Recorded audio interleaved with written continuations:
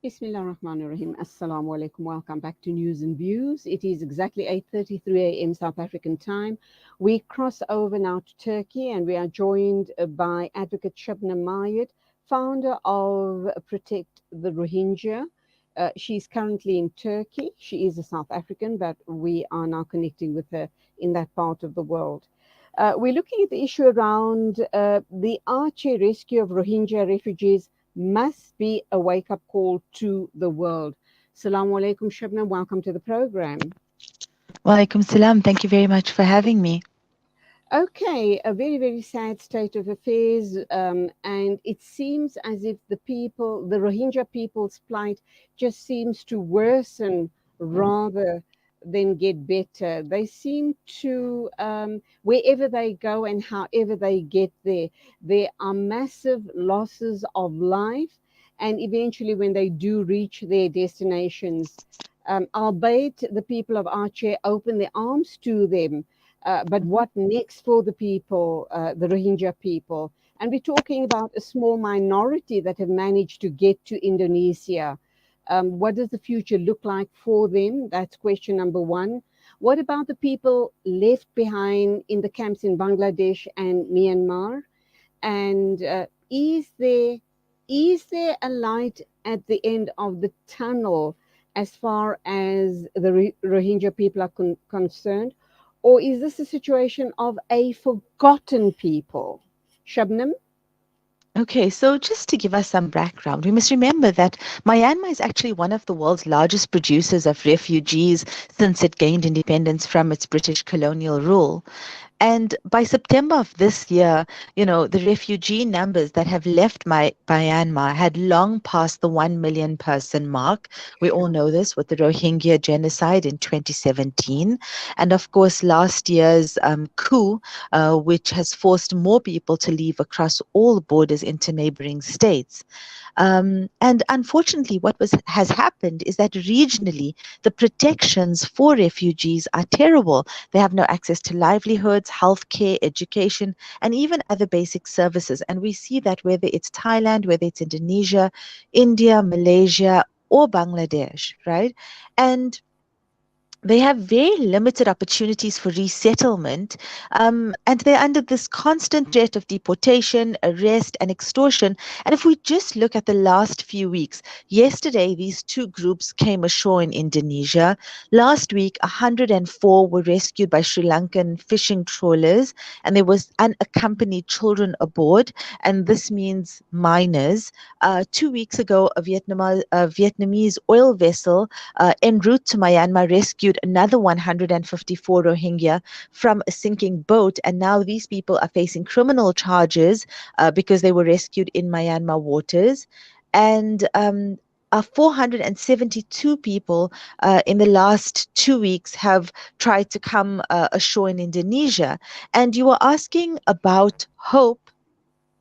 And I think the hope is that it hasn't been states or officials or the military who have come to the shore in Aceh, but it's been ordinary people and fishermen. And in the past, the people of Aceh have shown us again yesterday that you don't need a lot of resources, but what you need is heart. And they continue to show up states in the region by doing this, by just going down to the shore and by their, practicing the sense of humanity where they go out there and they bring these people ashore. Some of these Rohingya have been on boats in the ocean for over a month, no access to proper food and water, most of them suffering from dehydration. And the sad thing is that it's believed that 180 people aboard another boat, and these are rickety wooden boats which left in November, has probably broken apart. It's believed to have left from Bangladesh, and all 180 people aboard are now believed to be dead. Right? So we know that Bangladesh and Malaysia and India have not signed the Refugee Convention, but there's certain customs in international law.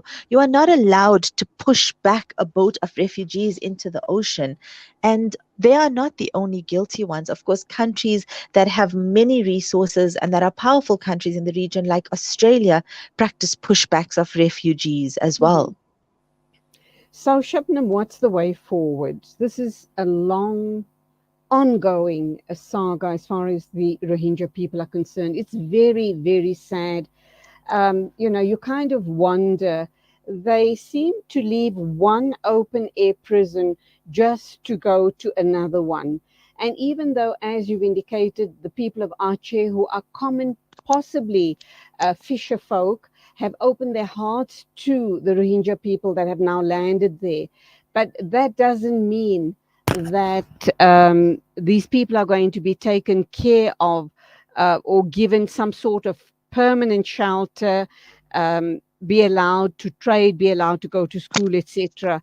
Their reality is pretty different. The people of Aceh would be able to be hospital to them for a little while, but the authorities will be stepping in. What does their future then look like?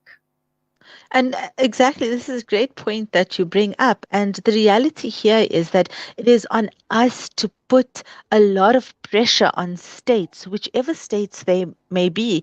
I mean, just over a week ago, after 74 years, the UN Security Council adopted its first resolution on Myanmar.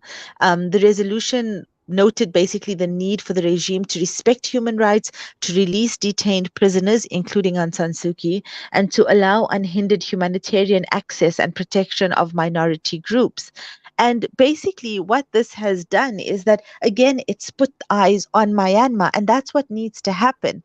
States have to put pressure on Myanmar, states in the region have to put pressure on Myanmar, but we also have to put pressure on states like India, like Bangladesh, all of which South Africa has diplomatic relations with, to say that it is not okay. I mean, look at Bangladesh. Yes, how kind, they've opened their border, but then they've opened their border only to put 1 million people in open air prisons.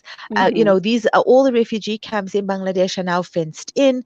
People cannot leave for school to seek their livelihoods, and a very small percentage of children are even allowed to attend school. So if we're going to sit back and not put pressure on states, then we're doing the opposite of what the people of Aceh have done, and then we're also giving the states no reason to act.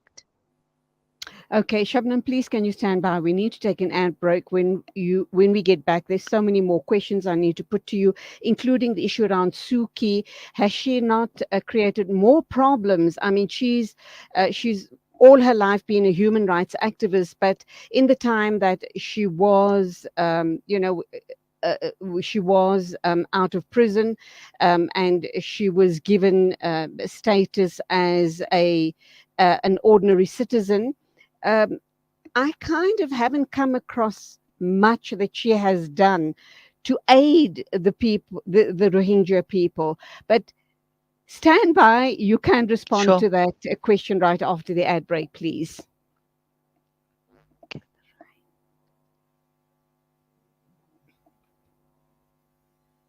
This is Salam Media.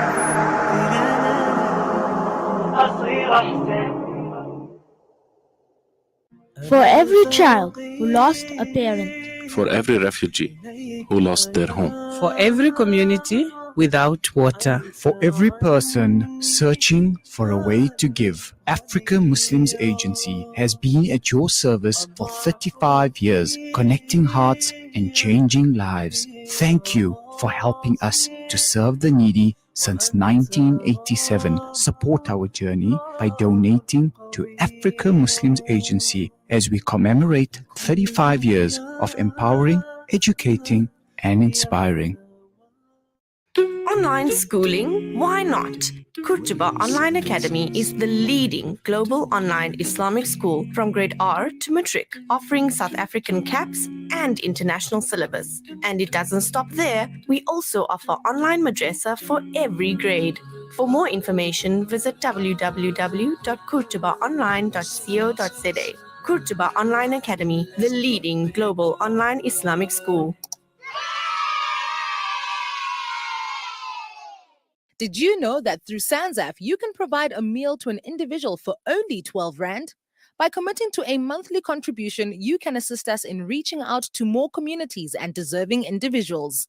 A once-off donation will also be highly appreciated in helping us achieve our monthly target.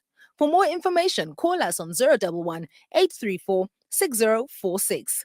SANZAF, changing lives through development and relief. With so many investment options today, it's only natural that you might feel a little confused which route to take. Should I buy shares or should I invest in gold bullion?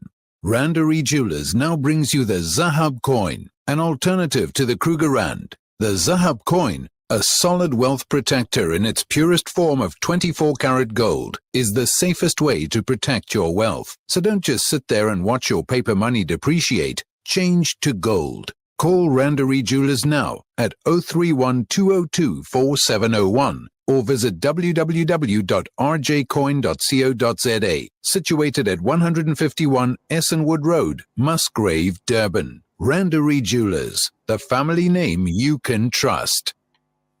Rejuvenating media day by day. This is Salam Media. Welcome back. We're talking with Advocate Shebnam Mayat. She's the founder of Protect the Rohingya, and she's been raising this flag for a very, very long time. And good on you, Shebnam, for not backing down and making the voices of the Rohingya heard.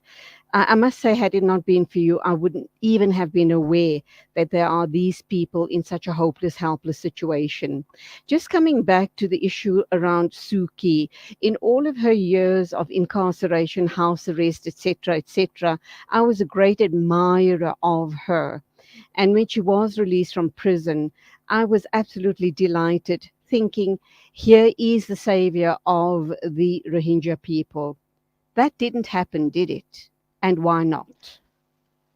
So that didn't happen because Aung San Suu Kyi turned out to be a Buddhist nationalist, and she threw her lot in with the Myanmar military. And we saw that at the International Court of Justice when she stood up in defense of them for the genocide, and when her office referred to the thousands of rapes of Rohingya women as a sham. But more importantly, over the last year since her government has been arrested, many of the officials, they're sitting in prison, and she herself was arrested. This week, courts are supposedly are going to wrap up these marathon proceedings. She's been held on issues of COVID regulations that she did not abide by, illegally owning radio equipment to incitement, breaches of state secret laws, trying to influence the country's election commission. And of course, her and her spokespeople have called all of these cases against her totally absurd. And the court is scheduled to hear 5 corruption cases, all of them carrying 15 years of imprisonment. It's really unclear whether her or those in prison with her know anything about what's really going on in the country, the thousands of dead, the many young people who have joined the ethnic minority armies to form the People's Defense Force, how the government in exile is trying its best to move the country forward on the international platform. But the reality is, what this has taught us is that you don't get to sit by and watch other people being oppressed and think that it will not affect you. And that's exactly what happened, because it was very quick from 2017 to 2021 when she was deposed and all of her officials, including herself, were arrested and imprisoned. Many were forced to flee the country. And the Rohingya, of course, like yourself, all had high hopes for her. In fact, the country as a whole had high hopes for her. I think it's a lot of time for her to reflect. But of course, these are the decisions that she took.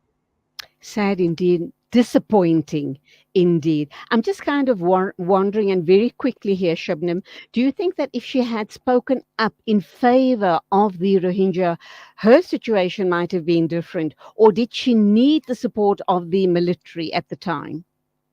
Well, she did lose a lot of international credibility with international awards being removed. The Nobel Prize was not removed. There's not a mechanism for that, but many people called for that. And so although in the country she has wide-based support, outside in the international community, her actions in the International Court of Justice, as well as the pure racism that she showed against the Rohingya really has made her lose a lot of credibility. But also going back to the main story, I think the one thing that we didn't touch on, right, is that all these Rohingya, more than 2,000 who have left from Bangladesh this year, 10% of those, not making it, not surviving. The reality is, what makes people get in the water? When you've lived in a place for 600 years, you're forced out during a genocide. What makes you leave? People don't leave home easily. People have a right to their home.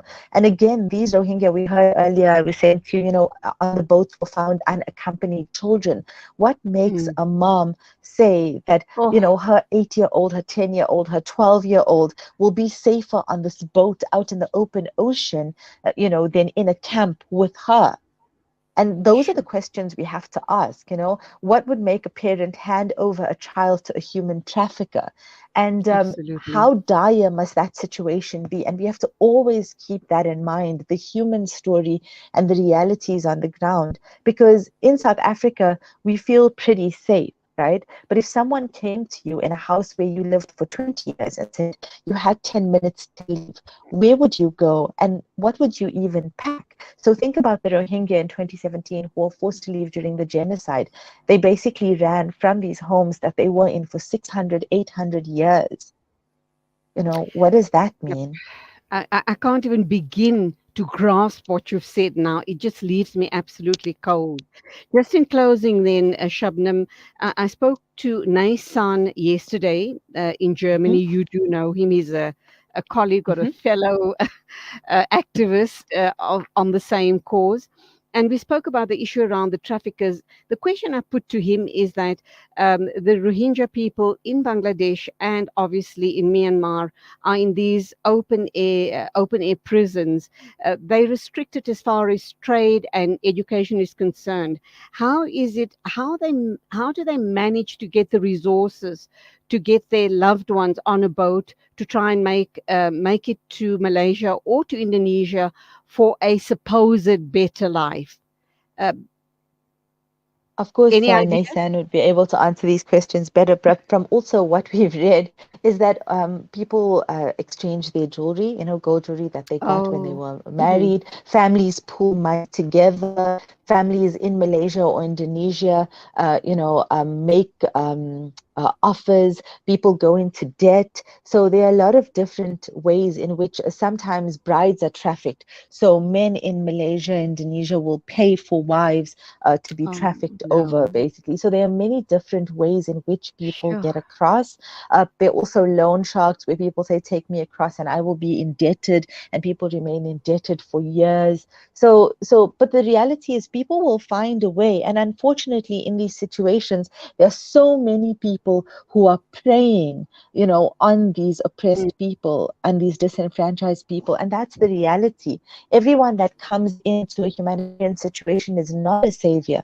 A lot of those people are opportunistic. And unfortunately, Rohingya, because they're so desperate, because there's nowhere to go and so little livelihood opportunities in India and Thailand, in Malaysia and Indonesia, in Bangladesh for them, they will keep trying to leave because people will keep trying to give their children a better life. And so they will always fall victims to these kinds of traffickers.